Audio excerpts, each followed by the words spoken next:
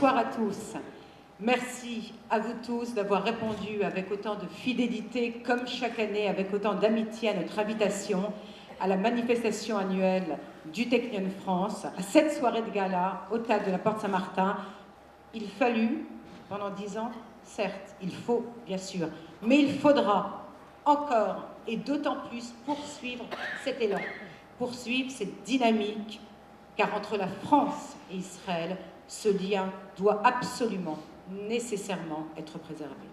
Chers amis, je vous dirai en conclusion que l'association Technion France est pour moi une magnifique histoire d'amour et de raison.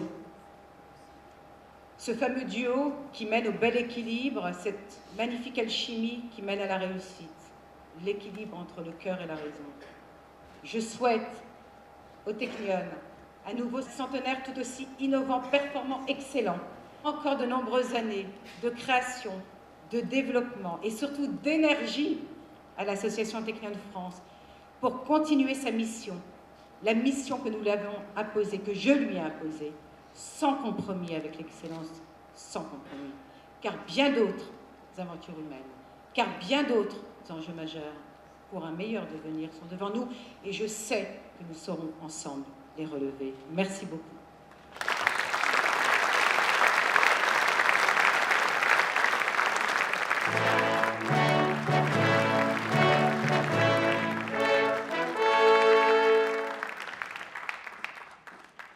Wow, what an evening. Wow, what a week. We celebrate 3 anniversaries, not 2. 100, 60, and 10.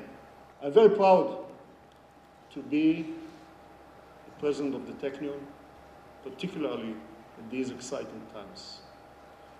Nothing could happen without the support of our friends around the world. Nothing. And the Association Technion France is one of our most important support groups.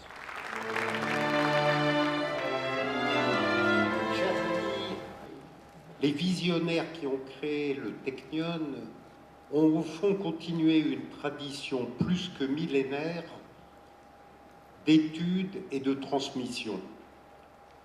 Ça conduit naturellement à un rêve. C'est que grâce à la science, grâce à l'élévation dans les rapports humains, eh bien on voit petit à petit fleurir ce qui semble aujourd'hui très difficile, la paix entre Israël et les pays voisins. Merci pour votre attention.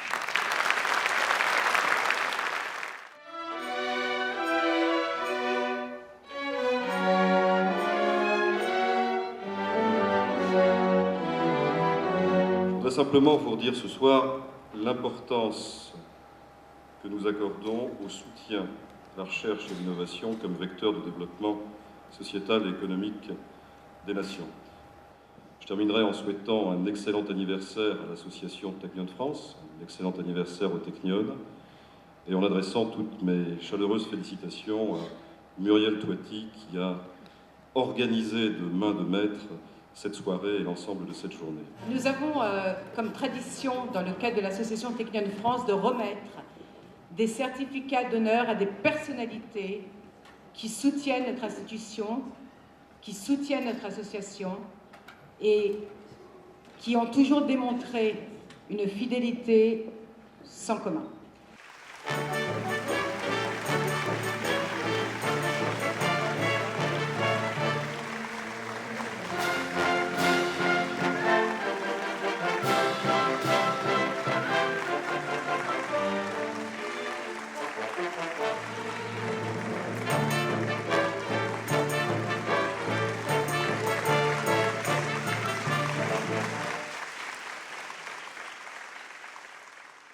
Mon judaïsme constitua un obstacle incontournable à ma nomination comme directeur de l'Opéra de Vienne. C'était un mur infranchissable, puisqu'émanant de l'invisible, le racisme, l'antisémitisme, cet os à ronger inépuisable, du jamais vu. Pensez donc,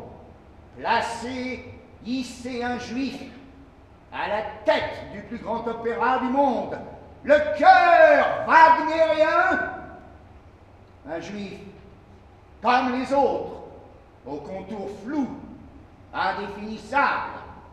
En moi-même, je ne suis pas un cas, je ne suis qu'une infime partie d'un problème bien plus universel. Juif ou pas, tout se passe pour les étrangers sur cette terre, comme si leur fonction était de rendre mal à l'aise, quoi qu'ils fassent durant leur vie, comme s'ils devaient se faire pardonner d'exister, et traitant surtout différents. Mais vous l'êtes pour eux, et s'ils le sont, c'est que Dieu les a fait ainsi. Prenez-vous-en à lui.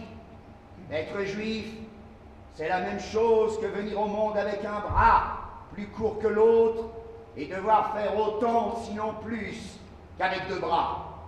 Ici, à Vienne, parmi vous, ma boue juive est devenue statue. Mahler, le juif renégat, après Meyerbeer et Mendelssohn, est le point de départ d'une nouvelle vague musicale qui s'étend peu à peu et menace d'engloutir le pur sentiment allemand.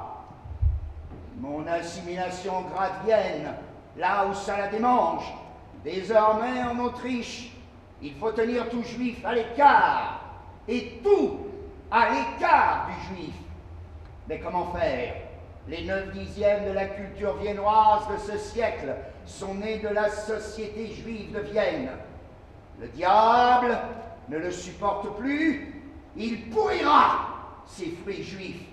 Schoenberg, Heine, Hofmannsthal, Schnitzler, Reinhardt, Altenberg, Freud, des savants, des peintres, des journalistes, des écrivains, Herzl et tous les autres prêts à s'assimiler, plus viennois qu'un viennois. Je suis 3 fois sans patrie, un bohémien parmi les Autrichiens, un Autrichien parmi les Allemands et un Juif parmi tous les peuples du monde. Mon baptême renégat pour satisfaire Cosima Wagner et l'empereur François-Joseph fut dû à Hambourg. Mais l'assimilation, je vous l'ai dit, est une imposture.